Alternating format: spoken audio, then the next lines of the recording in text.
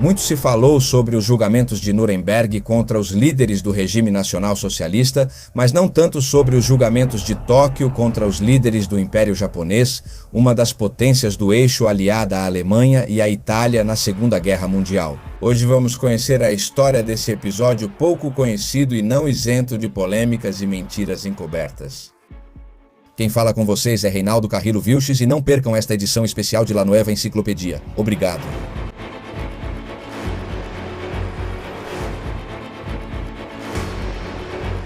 Antes de falar sobre os julgamentos de Tóquio, precisamos fazer uma breve revisão da situação daquele Japão antes de 2 de setembro de 1945, quando foi assinada a rendição do Japão diante do general americano Douglas MacArthur. Muito antes da Segunda Guerra Mundial, o Japão, dentro de uma doutrina nacionalista que posicionava a nação insular como um verdadeiro império, estendido por toda a Ásia Oriental, vinha empreendendo uma corrida expansionista com a qual, entre 1875 e 1939, chegou a controlar uma longa lista de territórios importantes. Entre eles estão as Ilhas Kurilas, a Península da Coreia, a Península de Kwantung, a Ilha de Taiwan, mais de 600 ilhas da Micronésia, a estratégica região chinesa da Manchúria e as cidades chinesas de Pequim, Nanquim e Xangai. Isso, é claro, com a desconfiança das potências ocidentais como Estados Unidos, Inglaterra e França, que após terem sido aliadas do Japão, vão se afastando gradualmente e impõem bloqueios e sanções econômicas para frear seu avanço. Quando começa a Segunda Guerra Mundial na Europa em 1939, o então imperador Hirohito acelera essa corrida expansionista japonesa e, em 1940, inicia-se a conquista da Indochina francesa. E após o ataque à base americana de Pearl Harbor em dezembro de 1941, conquista a ilha de Guam, a ilha de Wake e Hong Kong. Isso desencadeia a declaração de guerra ao Japão pelos Estados Unidos nesse mesmo mês e a entrada de ambas as nações no conflito mundial. Em meados de 1942, o Japão já havia conquistado praticamente todo o Pacífico Asiático, pois controlava as Filipinas, as colônias britânicas da Malásia e de Singapura, a Indonésia holandesa, a Birmânia e a parte norte da Nova Guiné. Nesses territórios ocorrerão vários excessos e crimes documentados, como execuções em massa, torturas, campos de concentração e de trabalho forçado, estupro de mulheres e muitos outros. Práticas violentas que foram realizadas por todos os lados nesta guerra sangrenta. E os excessos do exército imperial japonês deram muito o que falar, como veremos mais adiante. E é sobre esses fatos, principalmente, que vão girar em torno dos chamados julgamentos de Tóquio. Voltando a 1943 com a Batalha de Midway e a intensificação das operações americanas na Ásia, comandadas pelo general Douglas MacArthur, os japoneses vão sendo derrotados. E o Império do Sol Nascente vai caindo pedaço por pedaço. No início de agosto de 1945, a guerra, que já havia terminado na Europa, continuava igualmente feroz na Ásia. Com o Japão enfraquecido, mas de antiga tradição samurai, fervorosamente disposto a lutar até o último homem, dois acontecimentos vão marcar a derrota definitiva do Japão.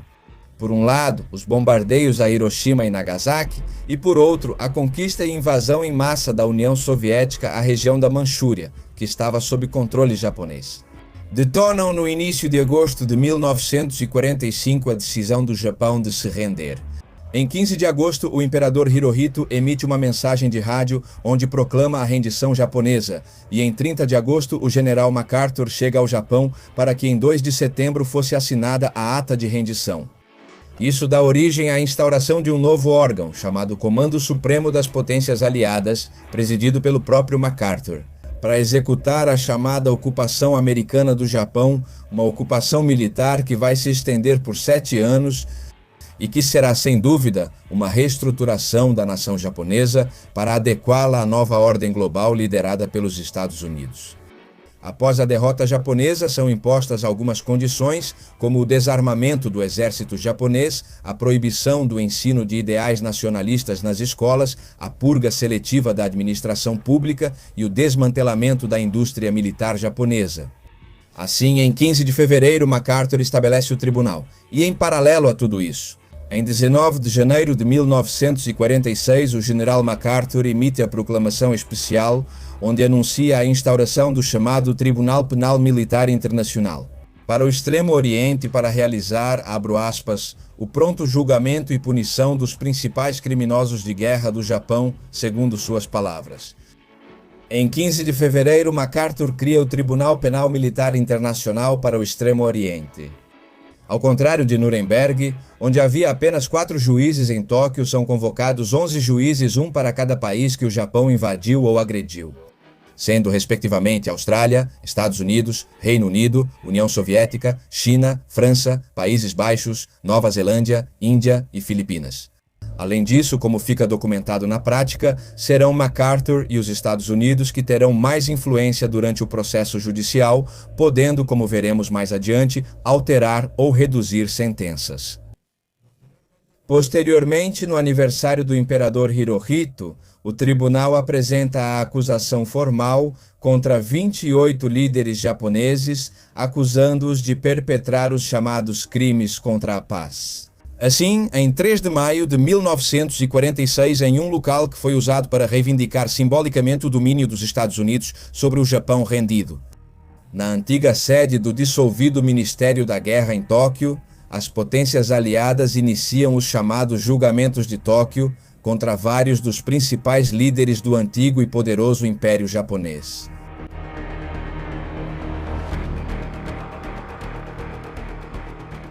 Uma singularidade histórica importante dos Julgamentos de Tóquio é que, antes mesmo de começarem, já tinham seu primeiro e único absolvido, nada mais, nada menos que o imperador Hirohito. Naquela época, o imperador do Japão não era uma figura principalmente simbólica como é hoje, mas sim, ao mesmo tempo, uma divindade viva, descendente do Sol, segundo a mitologia japonesa. Além de ser o chefe máximo de Estado japonês, com uma importância sociológica elevada e também política. Durante a guerra, foi Hirohito quem idealizou, planejou e executou a maior parte das decisões políticas e militares do Japão, conflito no qual sua participação foi mais do que evidente. No entanto, pela mesma importância que sua pessoa representava. MacArthur, que de fato estava no comando do Japão, deu a ordem de não processar Hirohito nem sua família. Por medo de uma insurgência civil que dificultasse a ocupação e porque achava que seria, para os interesses americanos, melhor lidar com isso de outra forma. Mas do restante, a maioria dos integrantes do Estado-Maior japonês e do gabinete ministerial será processada nesses julgamentos, restando a Hirohito sem mais expectativas, e para a decepção de muitos japoneses, apenas observar o desenrolar desses julgamentos de forma impotente, e notar ao longo dos anos a perda gradual de seu poder como imperador. Agora, para os julgamentos de Tóquio, será criada a chamada Carta de Tóquio, onde são definidos 2 pontos importantes. O primeiro seria a metodologia dos julgamentos, que será uma modelo adversarial baseada no modelo americano, onde a promotoria, representando os estados afetados, e a defesa dos acusados japoneses apresentam as provas, os argumentos e as alegações diante dos juízes. Em segundo lugar, são definidas as categorias dos crimes. A primeira será dos crimes de classe A, também chamados de crimes contra a paz, que consistiam no planejamento, preparação, início ou execução de uma guerra de agressão, ou seja, uma guerra iniciada sem justificativa. Vale ressaltar que, segundo muitos juristas da época, a chamada guerra de agressão não era um crime legalmente definido antes do início desse conflito, acusando o tribunal de aplicar leis retroativas para processar o maior número possível de pessoas. Depois havia os crimes de classe B, também chamados de crimes de guerra convencionais. Essa categoria se concentrava nas violações diretas das leis e costumes de guerra estabelecidos em tratados internacionais anteriores, como as Convenções de Genebra e de Haia. Eram principalmente pessoas acusadas de ordenar ou executar ações como maus tratos injustificados, torturas ou execuções de prisioneiros de guerra, saques de propriedades públicas ou privadas, destruição injustificada de cidades ou vilarejos e o uso de armas químicas ou biológicas. E, finalmente, havia os crimes de classe C, também chamados de crimes contra a humanidade. Essa categoria foi introduzida para abordar excessos sistemáticos cometidos contra populações civis, contemplando fatos como escravidão, trabalho forçado, deportação e perseguição que os japoneses realizaram nos territórios conquistados pelo Japão. Tendo isso em mente, vamos ver quem foram os principais entre os 28 acusados nos julgamentos de Tóquio. Vamos começar por aqueles a quem foram imputados os 3 tipos de crimes anteriormente descritos ao mesmo tempo. O primeiro que salta aos olhos é Jireki Toyo, o primeiro-ministro do Japão, ministro da Guerra e segundo no comando de Hirohito até julho de 1944. Toyo é acusado em várias categorias, principalmente por conspiração e por dirigir a prática de crimes de guerra. Depois vem Seishiro Itagaki, ministro da Guerra até 1939 e militar de destaque durante a invasão japonesa da Manchúria. Itagaki é acusado dos 3 tipos de crimes, especialmente pelo tratamento desumano aos prisioneiros de guerra no Sudeste Asiático. Além disso, também estará Kenji Doihara, um militar de longa carreira no Japão com grande participação em atividades de inteligência política e militar. Ele é acusado por sua participação durante a invasão e ocupação da Manchúria de 1937 a 1945. Shigataro Shimada, ministro da Marinha, foi especialmente acusado pelos Estados Unidos dos 3 tipos de crimes por sua participação no ataque a Pearl Harbor, o qual Shimada considerou justificado. Diante do bloqueio econômico que os Estados Unidos haviam imposto ao Japão às vésperas da guerra. Por sua vez, o vice-ministro da Guerra, Heitaro Kimura, apelidado pelos aliados de carniceiro de Myanmar, é acusado dos 3 tipos de crimes por atrocidades cometidas no Sudeste Asiático, como o famoso caso da Ferrovia da Morte, uma ferrovia de 415 quilômetros, construída por 16 mil prisioneiros de guerra e por 100 mil civis que sofreram condições completamente desumanas, além de doenças e uma forma de escravidão. Por sua vez, em relação à ocupação japonesa na China, também há muitos acusados, como o marechal Shunroku Hata e o chefe do Estado-Maior, Umesu Yoshihiro. Por outro lado, boa parte dos processados foi acusada apenas por crimes de classe A.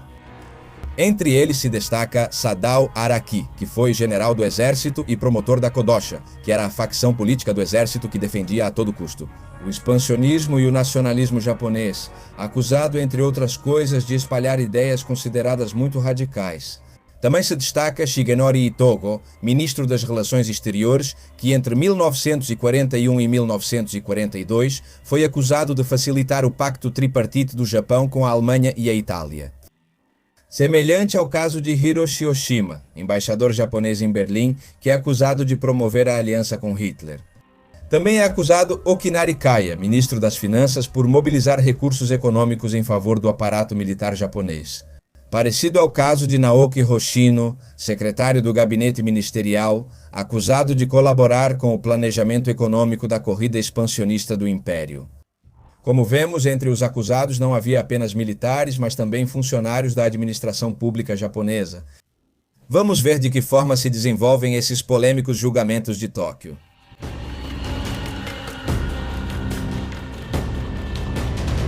Embora nominalmente os 11 países que compunham o painel de juízes tivessem igualdade de poderes, na prática são os Estados Unidos que têm a palavra final, amparados pela personalidade forte de MacArthur e pelo controle militar efetivo da ilha. Prova disso é que a promotoria, ou seja, os representantes das nações afetadas, era liderada pelo advogado norte-americano Joseph Keenan, nomeado diretamente pelo presidente Harry Truman para esse fim. Embora os outros 10 países enviem promotores auxiliares, é Keenan quem vai ter o controle estratégico desse caso. Por sua vez, os acusados contam com dupla representação, advogados japoneses e advogados auxiliares norte-americanos para que, segundo eles, garantissem o devido processo. As sessões no tribunal são tanto em inglês quanto em japonês e são individuais, ou seja, cada acusado será julgado separadamente e a pena será aplicada de forma individual. Vale ressaltar que vários acusados japoneses participaram como testemunhas nas sessões de outros acusados japoneses. Com as sessões iniciadas em 3 de maio de 1946, a primeira fase do julgamento é a acusação. Entre junho daquele ano e janeiro de 1947, essa etapa se desenvolve, na qual é apresentada uma grande quantidade de provas sobre os excessos cometidos. Na Manchúria, depoimentos sobre o massacre de Nanquim, onde entre 100 mil e 300 mil prisioneiros de guerra e civis chineses morreram devido ao cerco japonês à cidade, e são expostos outros casos, como o famoso caso da Ferrovia da Morte mencionado anteriormente. Agora, embora a promotoria, controlada pelos Estados Unidos, exponha com sagacidade e veracidade vários dos fatos recentemente descritos, também realiza, segundo vários historiadores, uma ampla manipulação sistemática das evidências. A maior prova disso é o encobrimento que a promotoria faz do caso da Unidade 731, um local onde foram realizados inúmeros experimentos humanos com prisioneiros de guerra. MacArthur ordena ocultar as provas desses crimes e concede imunidade aos cientistas japoneses. Em troca de passarem a trabalhar para o exército americano e entregassem todas as informações e resultados, em troca do perdão da condenação, fazendo com que esses fatos dantescos fossem quase não mencionados durante os julgamentos. A segunda fase do julgamento é a defesa. Entre fevereiro de 1947 e dezembro de 1947, uma etapa em que os 28 acusados, em maior ou menor grau, partem da mesma premissa. A guerra, ao contrário do que pensavam a promotoria e o júri, estava justificada, já que o Japão, nos anos anteriores à guerra, havia sofrido um bloqueio econômico, embargos comerciais e militares e o congelamento de ativos por parte das potências, que, em sua opinião, constituíam graves agressões nacionais, justificando assim a resposta militar. Outro argumento dos acusados é que os crimes de classe A, crimes cometidos pela chamada guerra de agressão, eram um tipo de delito, criada exclusivamente para julgar os japoneses e que não estava prevista em nenhum tratado internacional anterior a esses fatos, afirmando os acusados que a guerra era um instrumento igualmente válido para todas as nações exercerem soberania e não um crime para encarcerar indivíduos. Tentam apresentar provas de atrocidades e excessos cometidos igualmente pelas potências aliadas durante a guerra, crimes e atrocidades contra civis e soldados japoneses, como prova de que aqui não havia vítimas nem algozes, mas dois lados em guerra. No entanto, todas essas alegações são sistematicamente rejeitadas pelo júri, que as considera irrelevantes. Nesse sentido, os acusados, desde o membro do Estado-Maior até os ministros, optam por declarar que simplesmente cumpriam ordens do imperador. Hirohito, o mesmo que, embora fosse o protagonista mais importante nesses julgamentos, foi absolvido. Enquanto alguns diplomatas e civis japoneses declararam que de sua posição não tinham nenhum conhecimento do que acontecia nas frentes de guerra.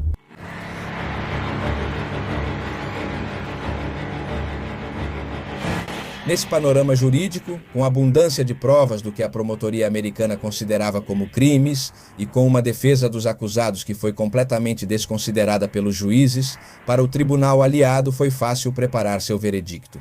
Mesmo assim, houve dúvidas entre o júri sobre a legalidade desses julgamentos. Uma das vozes mais proeminentes veio do juiz da Índia, Radha Vinod Pal. O juiz Pal escreveu um documento de 700 páginas questionando o tribunal ao qual pertencia, afirmando que as potências ocidentais, como o Reino Unido e a França, não tinham autoridade legal nem moral para julgar o imperialismo japonês, quando essas mesmas nações continuavam mantendo colônias na Ásia e na África, e já praticavam esse mesmo imperialismo há mais de um século. De modo que Pal vai votar pela absolvição de todos os acusados.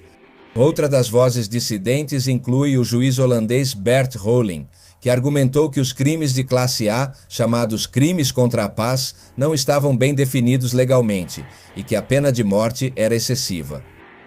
E outros, como o juiz francês Henry Bernard e o australiano William Webb, criticaram a decisão americana de absolver Hirohito, e que ao fazer isso, as penas de morte dos subordinados do imperador deveriam ser trocadas por prisão perpétua. Isso, no entanto, não vai ser impedimento para que o tribunal tomasse a decisão com base no critério dos Estados Unidos. Encerrada a fase de defesa entre janeiro de 1948 e novembro de 1948, ocorre a deliberação por parte do júri. 4.336 documentos de evidência, 419 testemunhos e 779 declarações juramentadas são analisados ao longo do ano pelo tribunal. A sentença final, onde se especifica a pena a ser aplicada a cada um dos acusados, é formalmente lida em 4 de novembro. Dos 28 acusados, o primeiro-ministro Hideki Toyo e boa parte do gabinete ministerial e do alto comando militar, como Seishiro Itagaki, Kenji Dojira, Matsui Iwani, Kimura Heitaro, Aikira Muto e Hirohito Takoki, todos eles são executados em 23 de novembro de 1948 na prisão de Sugamo por enforcamento, dando fim literal e definitivo ao alto comando do antigo Império Japonês. Por sua vez, outros 16 acusados são condenados à prisão perpétua, embora no final, exceto um que morreu na prisão, todos seriam libertados. Entre 1952 e 1955, entre 3 e 6 anos após a sentença, no contexto do que os historiadores chamaram de curso inverso, já que após o fim da ocupação norte-americana do Japão, em 1952 e o início da Guerra Fria, os Estados Unidos passaram a ver o Japão mais como um aliado do que como um inimigo. É nesse contexto que os Estados Unidos dão permissão ao Japão para libertar os prisioneiros condenados à prisão perpétua, já que muitos deles haviam sido e eram fervorosamente anticomunistas. Além disso, vale ressaltar que a libertação dos prisioneiros era um verdadeiro pedido do povo japonês, que coletou milhões de assinaturas para esse fim. De modo que dos 28 acusados originais, apenas 3 não chegaram a ser processados. Yoshiki Matsuoka, ministro das Relações Exteriores, morreu de tuberculose durante o julgamento. Ozami Nagano, almirante da frota, morreu de pneumonia e Shumei Okawa foi declarado mentalmente incapaz de ser processado e morreu em um hospital psiquiátrico em 1957. Dessa forma, os julgamentos de Tóquio constituem um episódio inusitado na história universal e do direito internacional, assim como um processo sem igual em meio aos conflitos mundiais e geopolíticos. Reflexo das múltiplas faces e facetas que tem a chamada aplicação da justiça e a afirmação do critério dos vencedores acima da letra escrita no momento de aplicá-la. Muito obrigado a todos por terem assistido a este vídeo. Quero lembrar que vocês nos dão um grande apoio, deixando seus comentários, dando like, se inscrevendo no canal, compartilhando o vídeo com todos os seus conhecidos e ativando o sininho para receber as notificações. Nagano, almirante da frota, morre de pneumonia e Shumei foi declarado mentalmente incapaz de ser processado.